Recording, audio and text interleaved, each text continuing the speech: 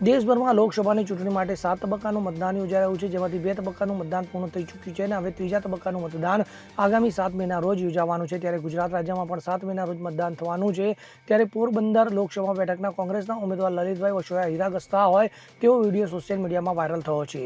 મળતી માહિતી અનુસાર પોરબંદર લોકસભાના કોંગ્રેસના ઉમેદવાર લલિત વસોયાએ રાજકોટ જિલ્લાના જેતપુર તાલુકાના અમરનગરમાં પ્રચાર પ્રસાર માટે ગયા હતા. તે સમયે તેઓ અમરનગરમાં આવેલા હીરાના કારખાનામાં કારીગરો સાથે લલિતભાઈ વસોયા પણ કારખાનામાં હીરા ઘસતા જોવા મળ્યા હતા, જેનો વિડીયો સોશિયલ મીડિયામાં વાયરલ થતા લોકો જુદી જુદી પ્રતિક્રિયા આપતા જોવા મળી રહ્યા છે.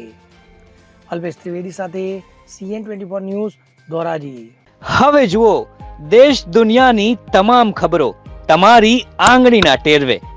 ઉઠાવો મોબાઈલ અને Google Play Store પરથી ડાઉનલોડ કરો અમારી CN24 ન્યૂઝ મોબાઈલ એપ.